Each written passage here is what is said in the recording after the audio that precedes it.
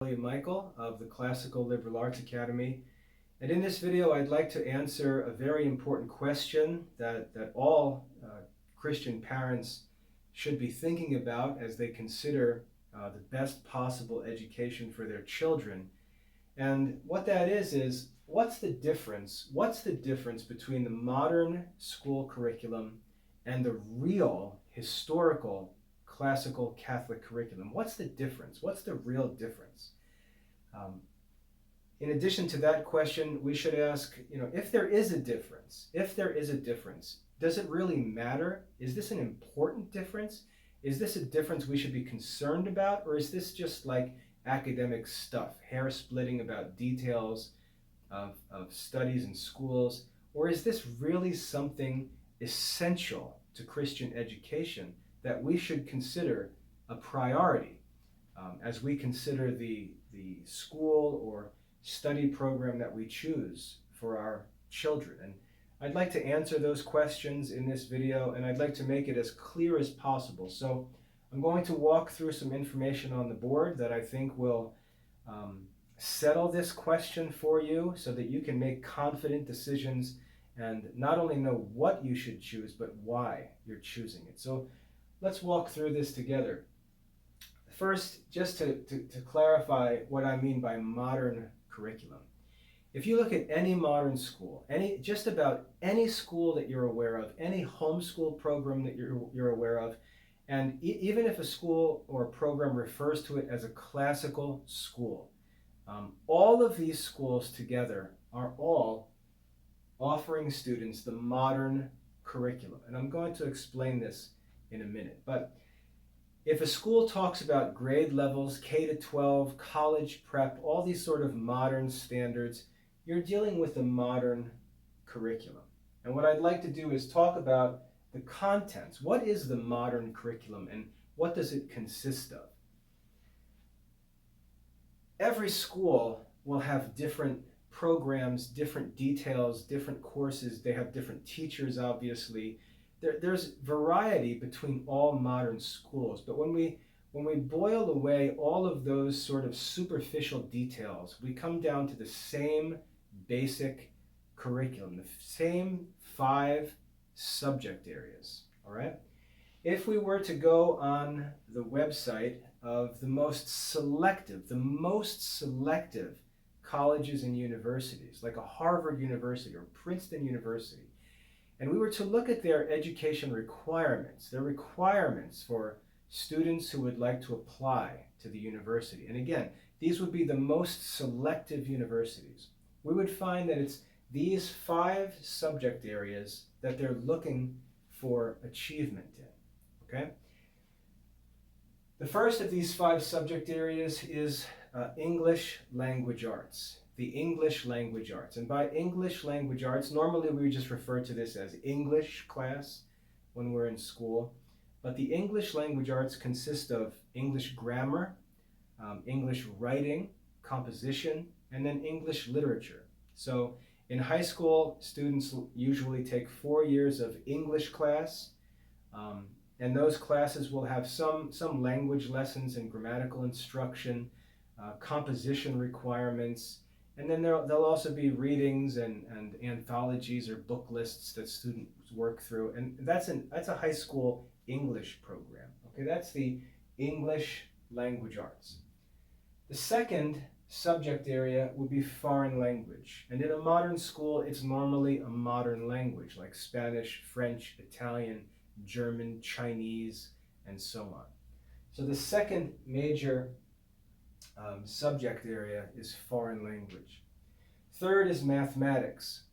And by mathematics, we normally mean algebra and geometry. That really is the high school math curriculum.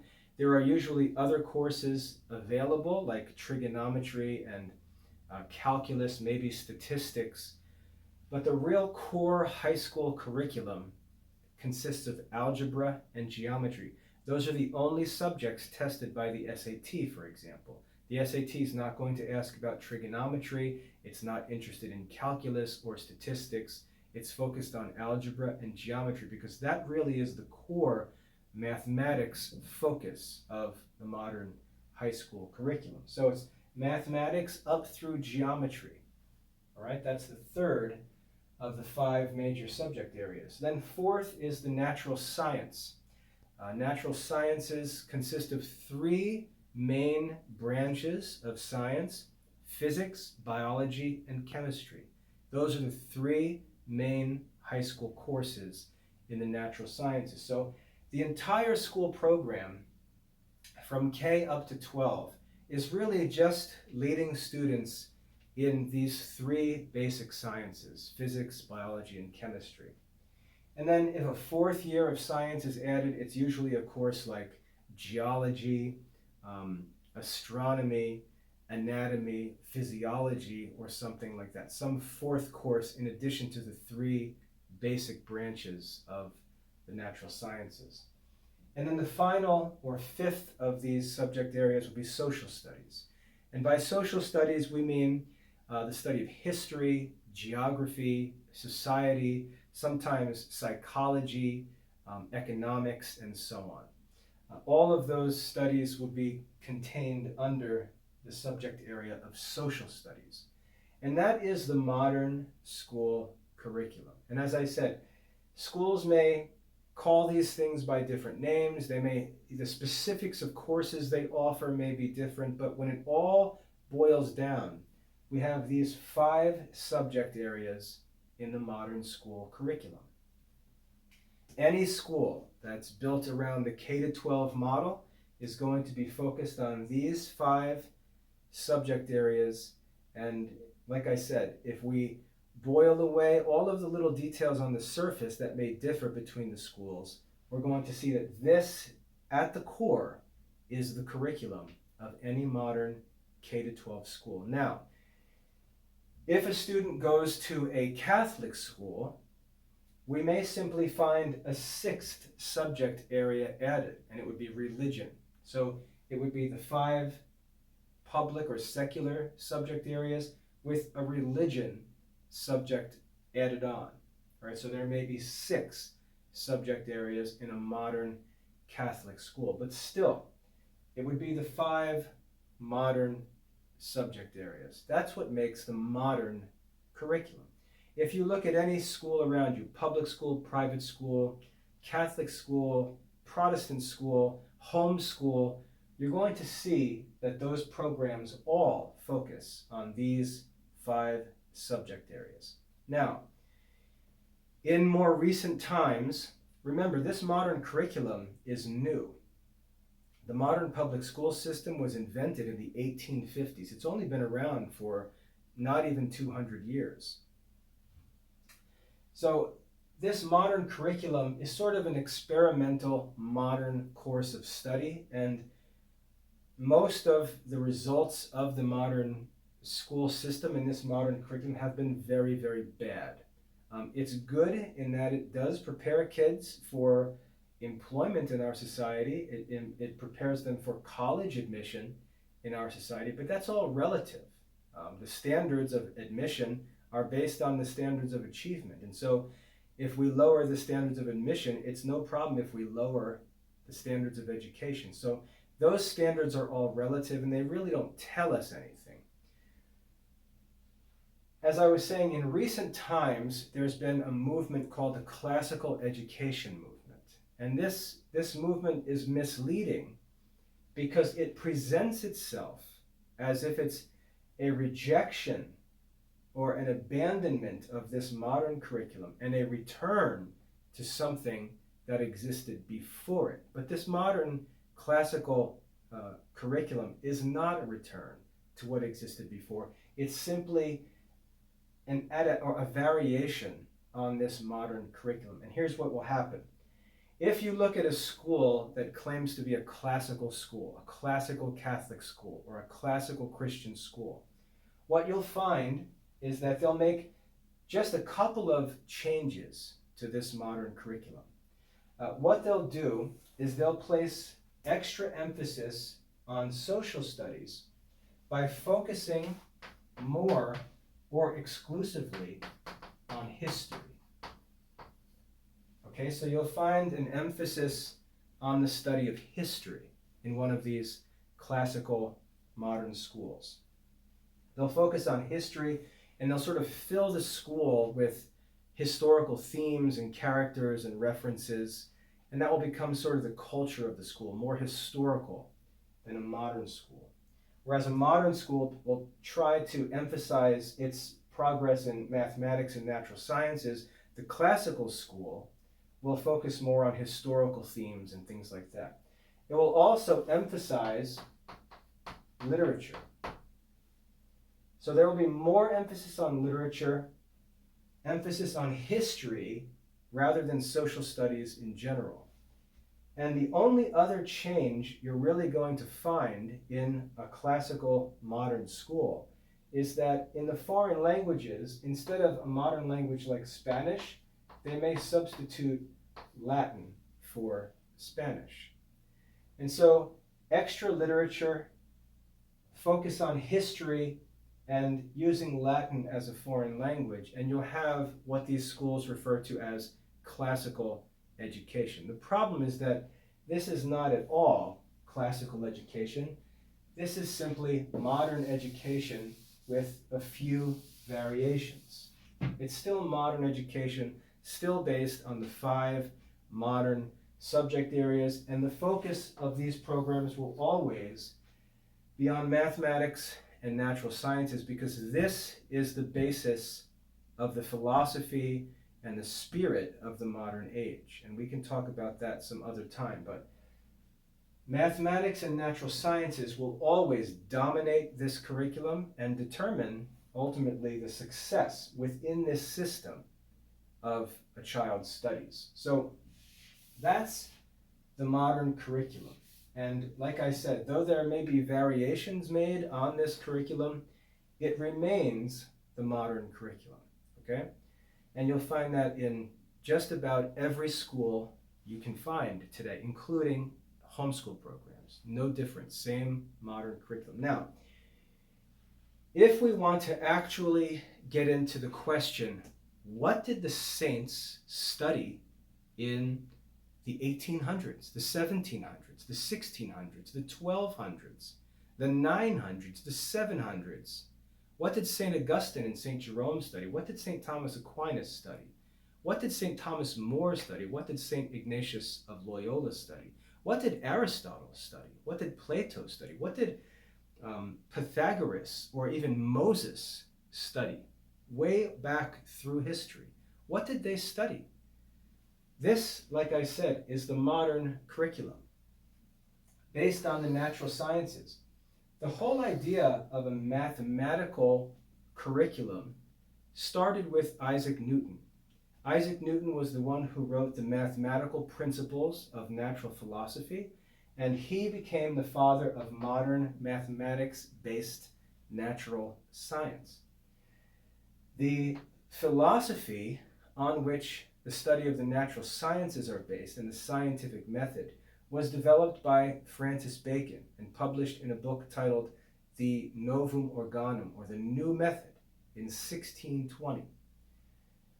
That's why the modern curriculum focuses on these 2 subjects. It's Newtonian and Baconian.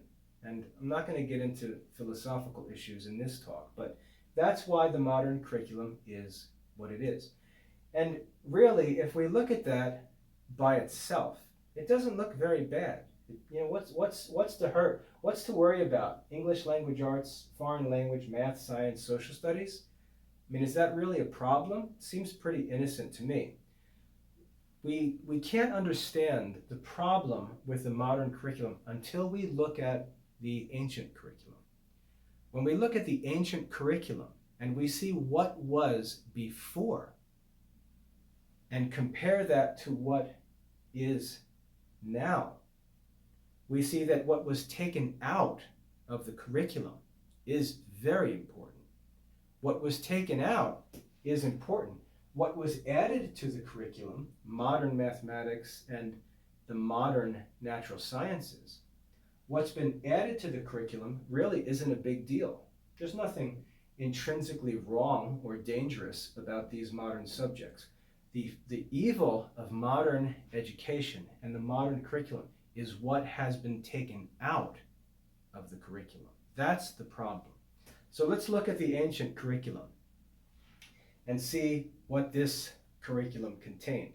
Again, very simple, 5 subject areas in the modern curriculum. We're all familiar with those. If we look at the classical or ancient curriculum, we find something very different. First of all, we can see that we can have 5 divisions. I would prefer if we said 4. The 4 divisions of the ancient curriculum would be the trivium, the quadrivium, philosophy, and theology. In addition to these 4, we have a 5th called humanities, and I'll talk about what all these are in a minute. But the basic ancient curriculum was the trivium, quadrivium, philosophy, and theology. And then in addition to that, we have the study that's called the humanities. Now, these compare, obviously they have to compare in some ways. This modern curriculum can be totally different.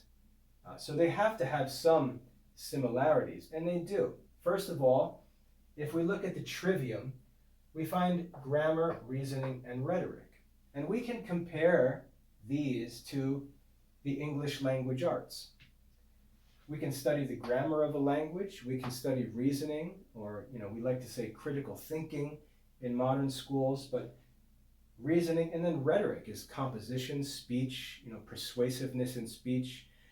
It's a lot more than that, but just to keep things simple, we can see a comparison between the ancient trivium and the 3 arts that made up the trivium, and a modern language arts program, so that's not too big of a deal.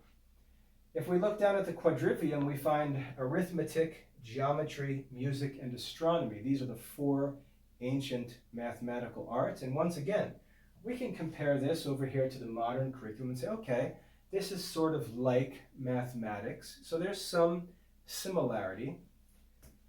Now, there really is not a lot of similarity, because what's covered in these 3 arts, grammar, reasoning, and rhetoric, is actually nothing like what's covered in the English language arts in any modern school.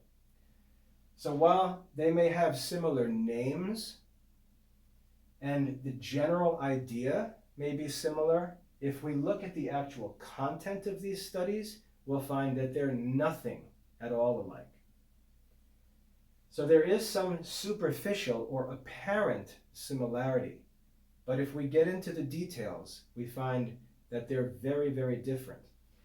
When we talk about grammar in the ancient trivium, we're talking about the art of grammar. We're talking about a systematic study of the art of grammar in 4 different parts: orthography, etymology, syntax, and prosody. That's the same whether you're studying English or Latin or Greek or Spanish or French or Italian. The art of grammar was well understood, and when someone said they were studying grammar before the modern curriculum, everyone understood exactly what that meant. And we can go back and look at the textbooks that were studied before the modern curriculum was brought in.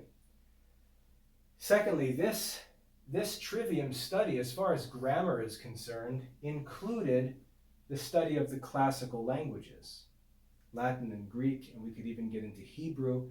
And once you learn the art of grammar, you can easily pick up Spanish, Italian, French, and so on, the other Romance languages, since they're all derived from Greek and Latin. But again, if you were to study Latin, you were going to study the grammar, the art of Latin grammar. You will not get that in a modern Latin class. In fact, you'll find that if you look at a modern school, they will have a Latin textbook program that's been created just for use in a modern foreign language program. They will not use the old Latin textbooks because they can't. There's no way that these books could be taught in these schools, and they don't even pretend to. So you'll see modern publishers creating new Latin programs that are easy with low standards so that they can be used in a foreign language class in the modern curriculum. But that is not what was studied in the classical curriculum. The art of reasoning is much more than a simple study of critical thinking or some exercises in class. We're talking about the work of Aristotle on the art of reasoning called the Organon, a very lengthy and detailed study, very difficult study, where students learn the art, the rules and principles of reasoning, not taught at all in the modern curriculum. And like I said, if you look at a classical school that maintains this curriculum, you'll find that the art of reasoning is not taught in that modern school. They may have courses called logic, they may have studies called dialectic or something like that. They may just pull names from the classical curriculum, but they will not study the art of reasoning in these modern schools, even in these classical modern schools. And again, the name classical is just a marketing term, sort of a brand, because it's just a modern curriculum. But the art of reasoning is not studied, and the art of rhetoric, which means the study of Aristotle and Cicero on the actual art of rhetoric, is not studied in modern schools, is not studied in classical modern schools. Again, as silly as that may sound. So there appears to be some superficial similarity, but when we get into the details, we find that they're completely different. This modern school teaches nothing that's contained in the ancient trivium, in the actual studies of grammar, reasoning, and rhetoric. If you go on the Classical Liberal Arts Academy website and look at our grammar, reasoning, and rhetoric courses, you'll see very quickly that it's nothing like a modern English language arts or foreign language class, okay? So don't be deceived by shallow appearances of similarities. The people who work in modern schools and try to promote this classical modern school idea, they like to borrow all of these terms to make it appear like there's some kind of reformation of the modern curriculum or improvement on the modern curriculum, but it's just a facade. If you poke around a little bit, you'll see that they're just pulling words. They're not pulling the actual studies into the modern curriculum. So, very different. When we look at the quadrivium, again, all of these words are used in the modern curriculum, but they don't have the same meaning. For example, this is not the study of how to add and subtract, multiply and divide, arithmetic. This is the actual art of arithmetic in the classical liberal arts system. This is the study of what's called absolute multitude in the classical curriculum. This is not even included in the modern curriculum. This study of geometry is not the same thing as a 10th grade geometry class in a modern math program. This is the study of Euclid's Elements of Geometry. It's a method of studying geometry. There's a method to it. It's called the geometrical method, that we study this geometry for the sake of that method. And in a modern geometry course, this method is not studied or taught. The elements of Euclid are not studied. There may be parts of Euclid brought in, but it's not the study of Euclid's geometry. Music here is the study of the ancient art of music, a mathematical art. It's the study of relative multitude. And you'll know as soon as I say that music in the classical curriculum is the study of relative multitude. No one even knows what I'm talking about, because that's not in the modern curriculum. They may have, as an elective, they may have music classes, but it's music appreciation or some kind of instrumental music or chord. That's got nothing to do with the ancient art of music. Again, look at the Classical Liberal Arts Academy curriculum, take a look at the courses, and you'll see what I'm talking about. These are completely different subjects and studies, not even included in the modern curriculum. And then lastly, the study of astronomy, which is the study of magnitude in motion, a study that, again, is nowhere to be found in the modern curriculum. Now, That's only half the curriculum. That's only half. We've already seen how different this trivium and quadrivium study is from the modern curriculum. But when we look at these other two subject areas, we see that or the lack of them, or the omission of them in the modern curriculum is even more serious. I would say that omitting the art of reasoning is about as serious a flaw as you can get, but it gets even worse. The reason why is because the art of reasoning is actually the first division of classical philosophy.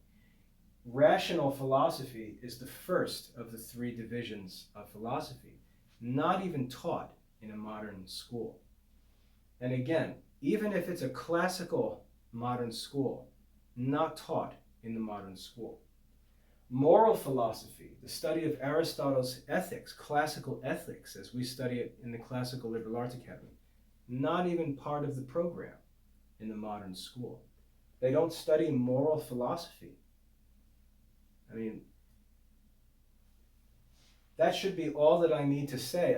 I can't even imagine telling someone who lived 500 years ago that in the modern curriculum they don't study moral philosophy. That was one of the most fundamental parts of the whole curriculum, was the study of moral philosophy, not even included in the modern curriculum, and nowhere to be found in a modern classical school. And then thirdly, natural philosophy, which breaks down into two different sciences, physics and metaphysics. So these are the three main divisions of philosophy, nowhere to be found in the modern curriculum. Now, we have natural philosophy, and we may say, well, natural philosophy is like natural science, right? No, it's not like natural science. Natural science in the modern curriculum is based on the scientific method. So there has to be experimentation and demonstration of anything that's studied and taught in a natural science class.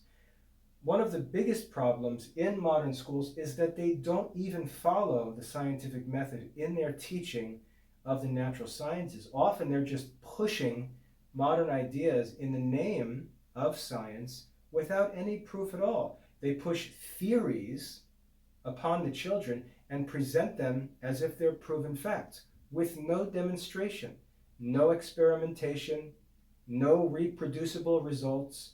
They're simply taking theories and pushing them on children and telling the children, well, scientists know, well, research shows, well, the consensus says. That none of that has anything to do with the scientific method. The scientific method, which the kids are supposed to learn in modern school, is supposed to be about reproducing experiments to see truths demonstrated in tangible ways. Theories are fine, but we test theories. We don't believe theories. We don't accept theories. We test theories. But that's not how science is taught. And so not only is this modern natural science based on a completely different approach to the study of nature than we find in natural philosophy, but the principle that this is supposed to follow, modern schools don't follow that principle. So even though it's called natural sciences and they talk about the scientific method, almost everything that kids learn in modern natural science courses is learned by faith. It's just presented to them as fact. They have no evidence for it. They're just told to believe it because the scientists have all proven this true someplace else. That's not the scientific method. That's a religion. In natural philosophy, we study the natural world by means of reason and observation. And our goal in natural philosophy is to discover the order that exists in the natural world according to its creation. We seek to know the order of the natural world. That's not at all studied in modern natural science courses. Modern natural science courses may lead kids on trivial or curious studies of different animals and plants, some random principles of chemicals and things like that, some interesting or entertaining experiment in a physics classroom or a chemistry classroom. But they don't come out of a natural science class in a modern school with a sense that they understand the order of the natural world. It's just an infinite collection of individual objects that, may be interesting to someone who is curious, but it's not scientific study of nature. Natural philosophy, we seek to know the order of nature as God created it. So a completely different study in natural philosophy. So again, it may appear like there's some similarity, but it's really not. It's just a shallow appearance. Words may be similar, but the ideas are very, very different. And then lastly, and worst of all, the study of theology. The study of theology, which is really different from all other studies. All of these other studies have something in common. Philosophy, classical mathematics, classical language arts, grammar, reasoning, rhetoric, all of these have something in common. They're all knowable by means of human reason, observation, and experience. They're all within man's natural reach. That's what all of these have in common. But this fourth subject area, subject of theology, is different from all the others. The study of theology is based entirely on divine revelation. The content of this study is presented to us to be received by faith, just like much of the modern curriculum is presented to modern students. Modern students, like I said, in the natural sciences, they're simply asked to believe all the facts in their science books. In the classical Catholic curriculum, we do the same thing. We present information to children that's to be received by faith, but it's of a certain kind. It's information that we've received not from a consensus of scientists or even a consensus of theologians. The knowledge of theology is received by faith because it comes from God. And we believe it because God is the source of it, who cannot lie or be deceived. It's absolutely certain because it comes from God. And we receive that reality, that principle, and all of the content of theology by faith. But this is the only subject. This is the only subject that we present to children to receive by faith. We don't present philosophy for them to receive by faith, or any of their trivium or quadrivium studies. All of this is presented to their reason, to understand, and we offer proof with everything that we teach. The study of theology is different. It's based on divine revelation, and it's presented to be received by faith. Theology breaks down into two different divisions. The first division is the direct revelation of God through sacred scripture, the study of sacred scripture. And the second division is the study of divine revelation through sacred tradition, or the authoritative teaching of the church.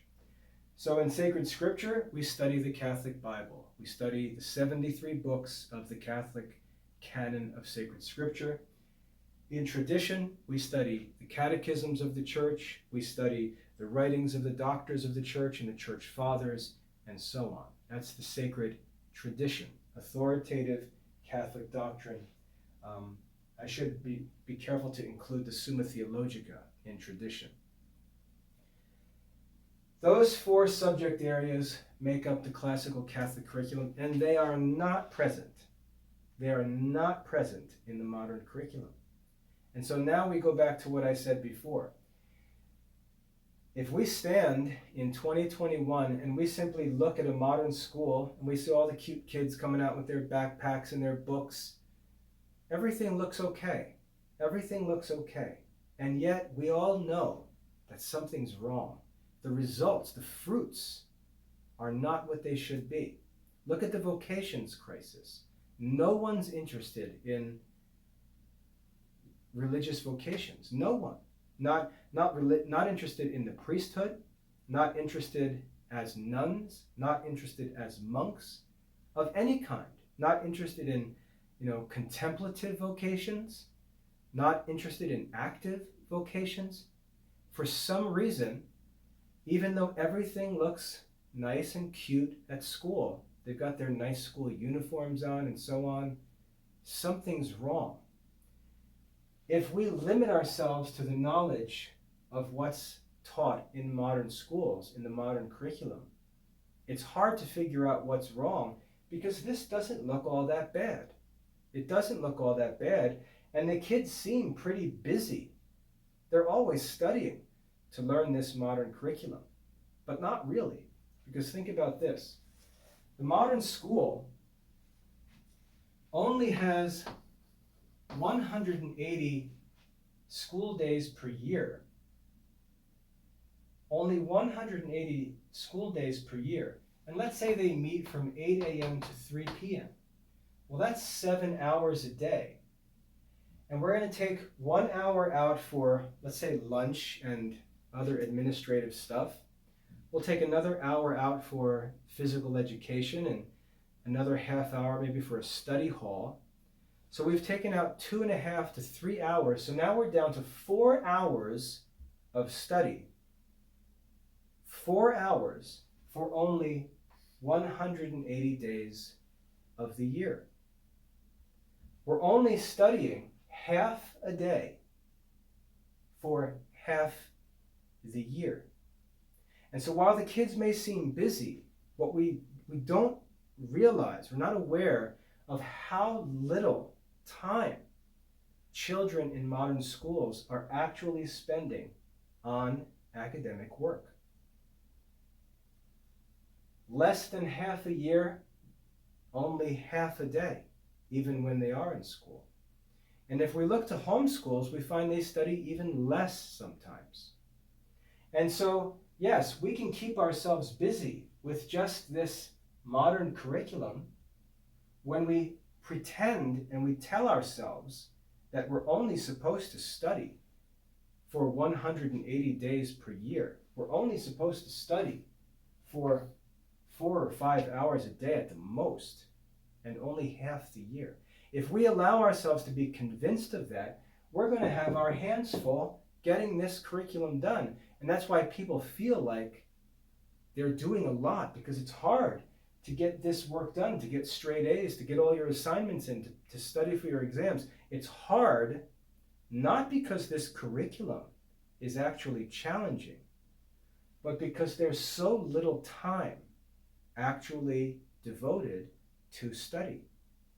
The time restraint, which is completely artificial, is what creates the feeling that we're working hard to learn this modern curriculum. And we can't imagine adding anything to this curriculum, because it already seems like we're barely able to pass our exams and get our homework done as it is. But again, that's owed to an artificial limit on the amount of time devoted to studies. If we simply look at the modern schools, things don't seem so bad.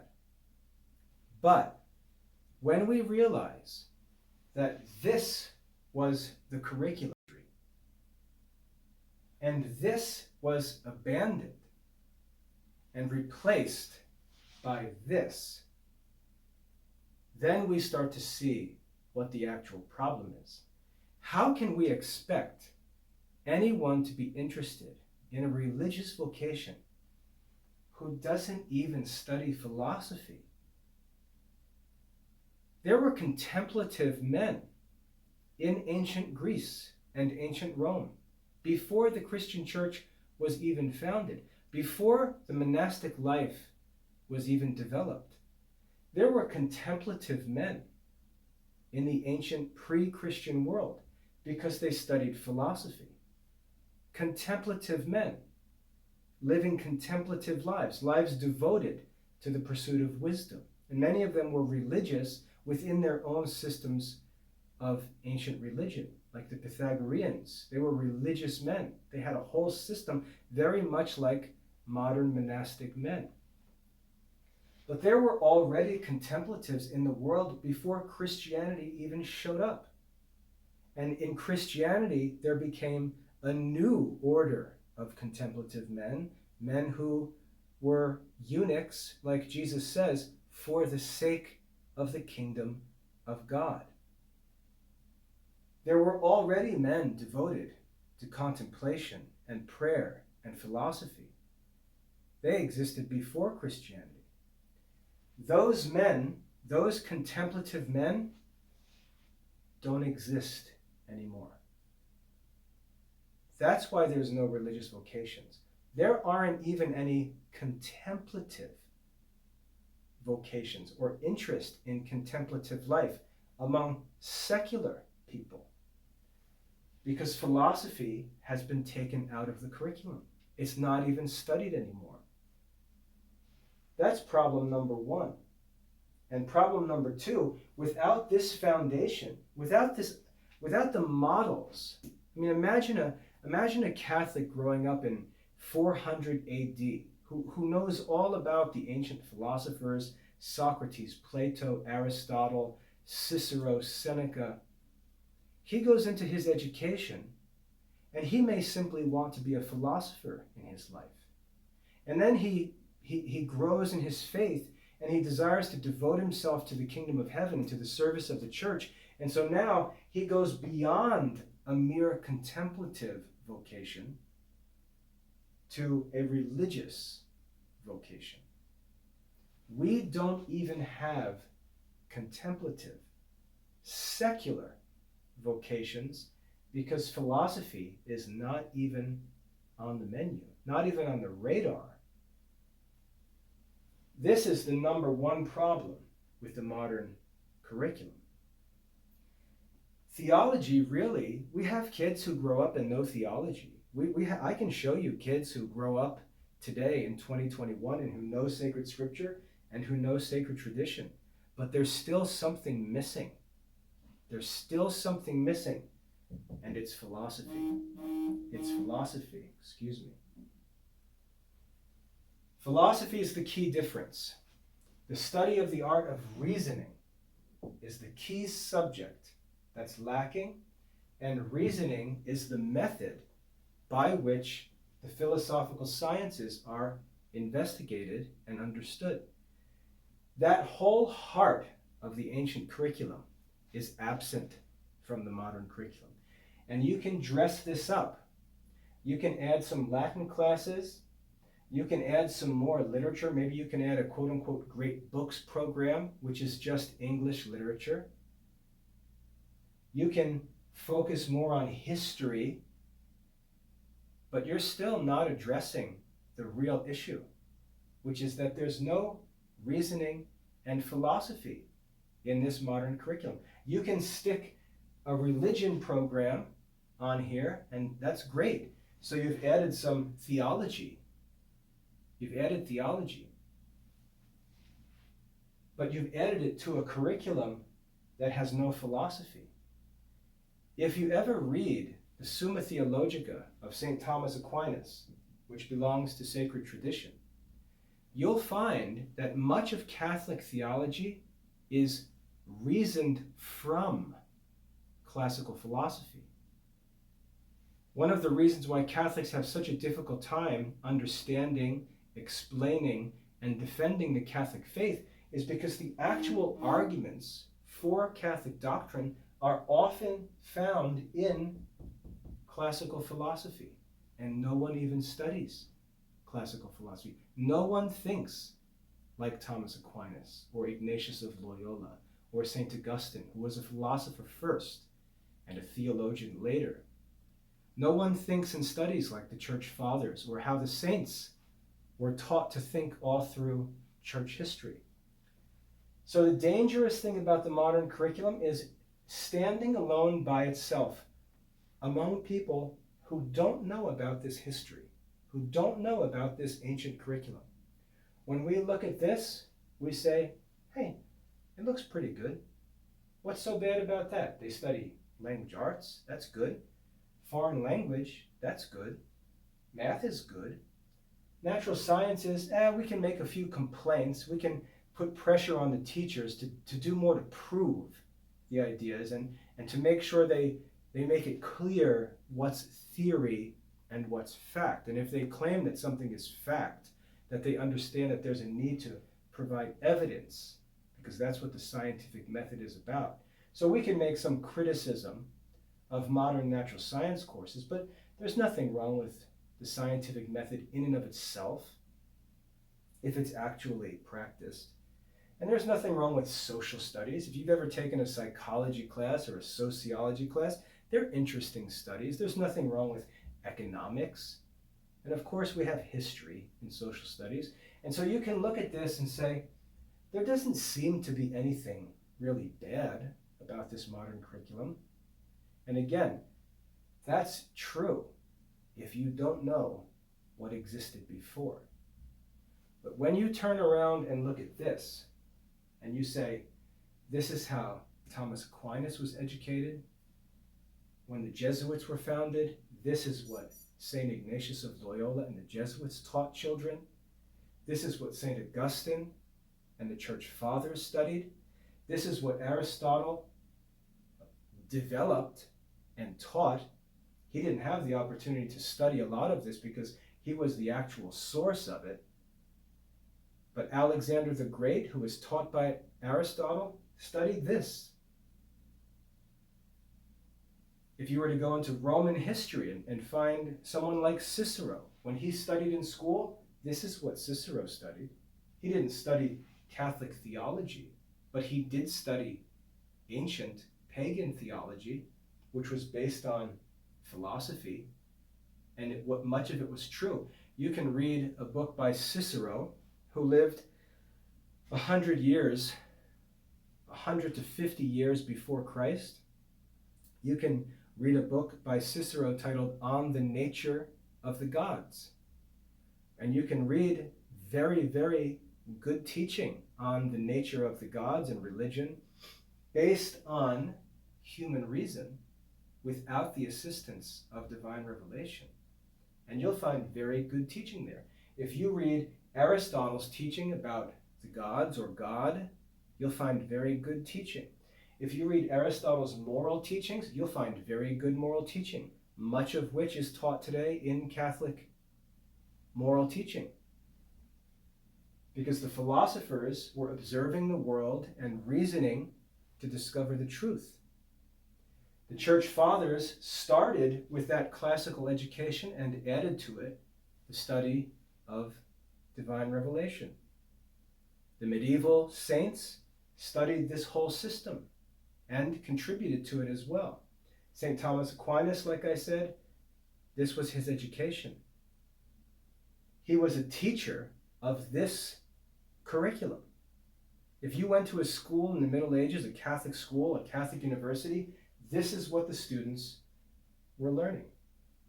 You can look through, if you go online and Google 7 liberal arts and click on the images, you'll find paintings and statues of these 7 liberal arts because they were the curriculum and were painted on the walls and carved into the walls.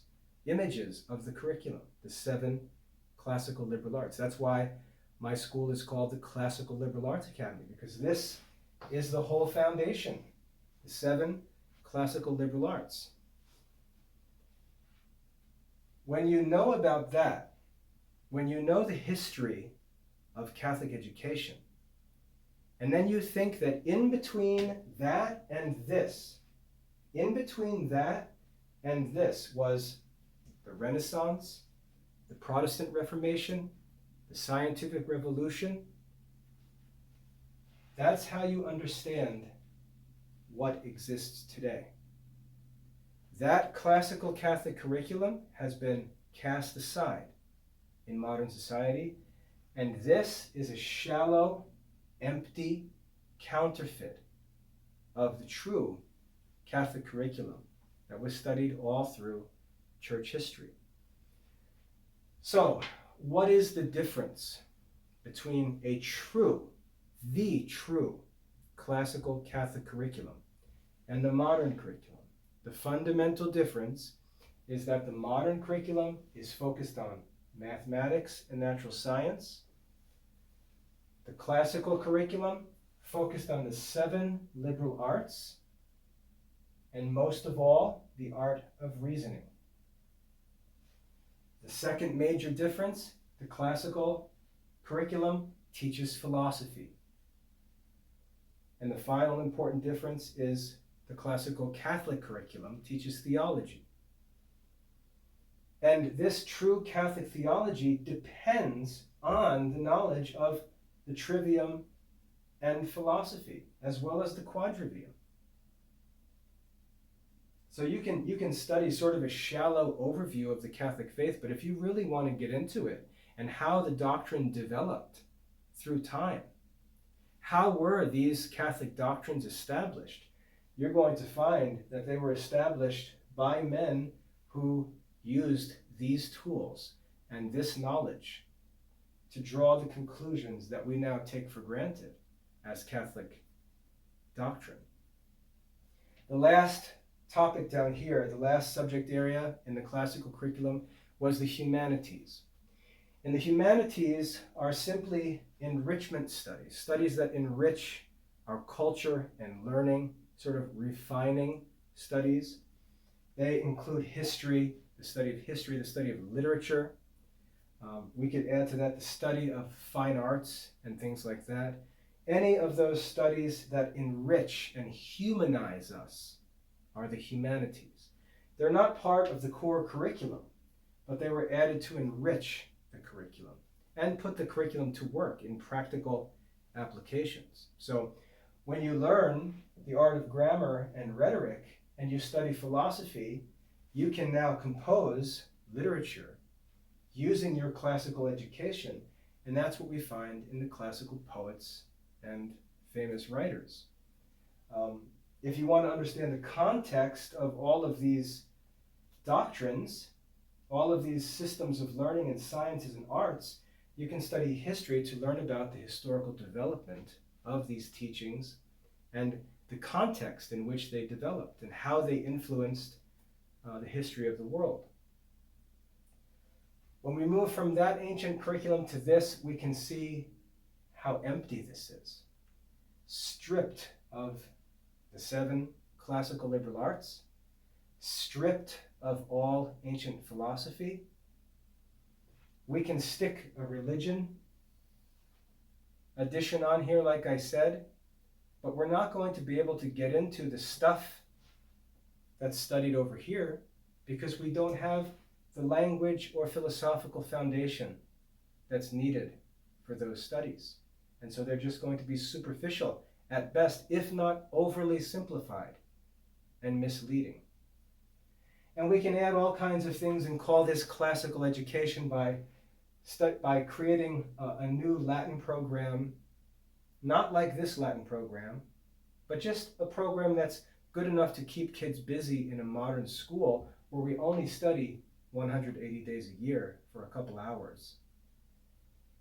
We can avoid the study of economics or sociology and just emphasize history more, but that doesn't make this a classical Catholic curriculum. It certainly doesn't make it the classical Catholic curriculum. This is the classical Catholic curriculum. This is the modern curriculum. And no matter how you dress it up, it maintains the same fundamental errors.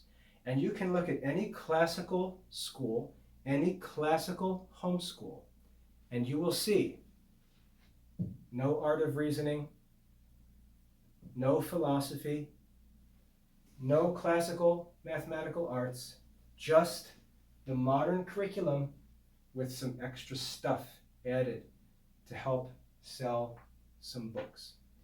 So that's the difference between the ancient and the modern curriculum.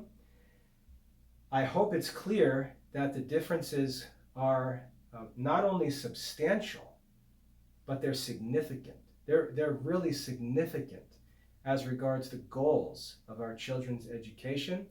And I think you can see pretty clearly, unless you're just you're just committed to this no matter what, and you're just going to focus on college admission, which this really isn't going to help you with anyway, because the colleges are asking you to pursue more than this, not to limit your studies to this, but they're saying that students need to have at least all of this, rather than think that this is the goal. Colleges are saying, we'd like incoming students to have at least this. This is the minimum requirement. This is not supposed to be the Christian curriculum. This is the Christian curriculum. This is the minimum secular curriculum. This is the classical Catholic curriculum. So if we want to raise our kids with the education of the saints, it's very simple. We just have to go back to the classical Catholic curriculum. But if we're going to give our kids this, and then demand of them or expect from them fruits that don't proceed from these studies, we're just kidding ourselves and shortchanging our kids. In the Classical Liberal Arts Academy, what we've done over the past 12 years, I've been working on this for 25 years. I've been teaching this for 20 plus years. But we've been online working to restore this curriculum for the past 12 years. And if you come to the Classical Liberal Arts Academy website, click on the curriculum link up at the top of the page, you'll see this exact curriculum explained in more detail, along with all of the courses that can be studied online to give your children or yourself a real classical Catholic curriculum. You don't have to fake it with a modern curriculum. You don't have to limit your kids to a modern curriculum. And I understand you may be anxious about future employment or college admission. I would be happy to explain to you why this is really not going to help the kids in the long run, but this would actually be much more effective. For example, I said that this modern mathematics program was drawn from the teaching of Sir Isaac Newton. Did Sir Isaac Newton study modern math? No. He invented it. How did he invent modern mathematics? By studying classical mathematics. By studying classical natural philosophy. He had the wisdom to be able to solve new problems and propose new theories, some of which have been proven false. But he's the father of modern mathematics. He was classically educated, not educated with a public school curriculum. He was classically educated. The natural sciences, the men who founded and developed the natural sciences didn't study in schools that taught the natural sciences.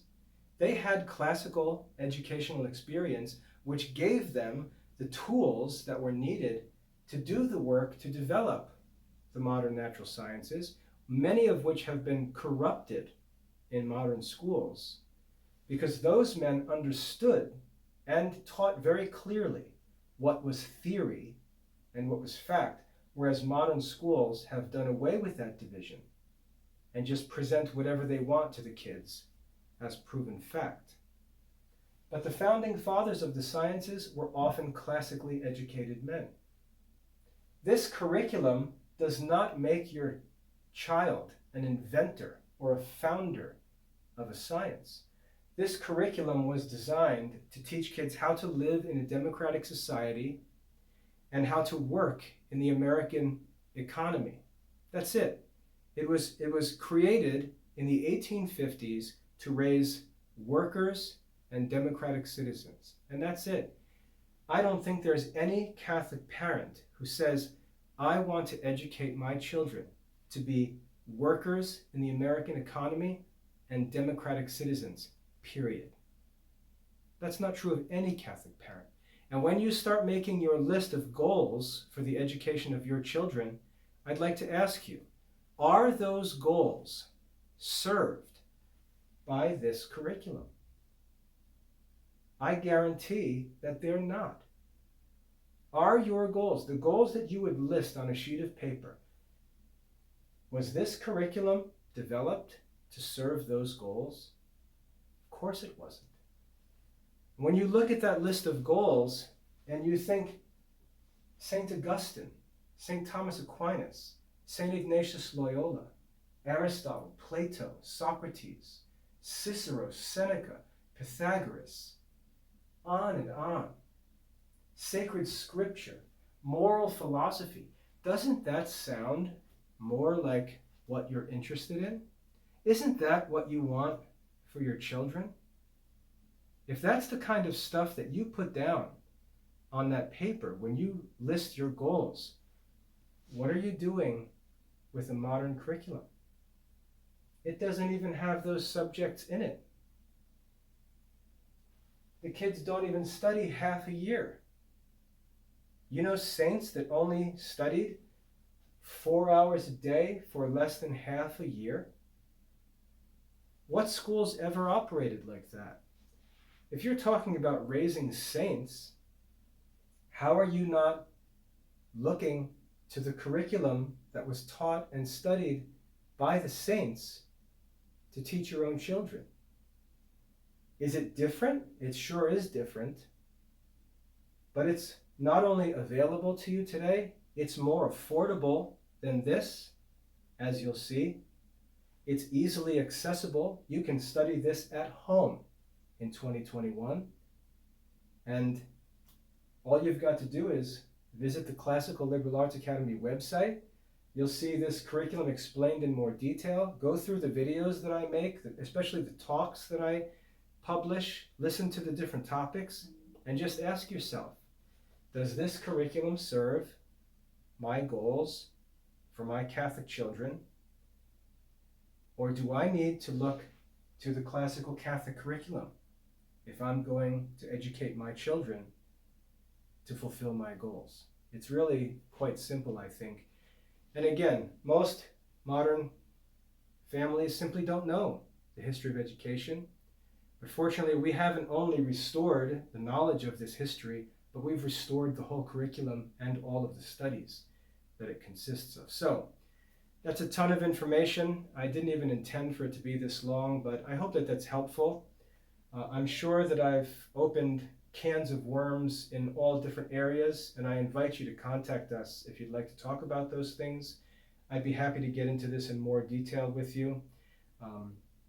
Just get in touch. Visit the Academy website at classicalliberarts.com. There's a live chat button in the bottom right-hand corner of the website. You can get on there and chat with my wife or myself. You can ask any questions that you have. We'll get you the answers. I'll show you original source materials. I'll prove everything that I say and teach in the Academy with real historical sources, proof from the lives of saints, on and on and on. You want proof? I'll provide you with real proof that this is the system of education that we need to give our children. If we're going to talk about educating them like saints, we need to go back to the education, the only education known by the saints. You can do that in the Classical Liberal Arts Academy. So to wrap up again, my name is William Michael. I'm the founder and headmaster of the Classical Liberal Arts Academy. I work every day with parents and students to help them learn and understand this curriculum and guide their children through it. Before I wrap up, let me just say that I put all of this information in great detail in a book titled Understanding Classical Catholic Education. This is just a free book. If you go on the Academy website, you can download a copy and just flip through it at your leisure and get all of this in much more detail. It was written for parents, so it's not some boring technical academic book. It's just simple, practical lessons for parents of Catholic children. So go on the website, get yourself a free copy of that book, and then just make lists of questions that you have as you go along and send them to us, and we'll get you the answers that you need. I hope that's helpful. Sorry if it's overwhelming. Meant that to be brief and simple. Maybe it got too detailed, too long, but you can take your time watching this video, and like I said, any questions you have, just get in touch. We'll help you find answers and proof for those answers to any questions that you have. I hope that's helpful. God bless.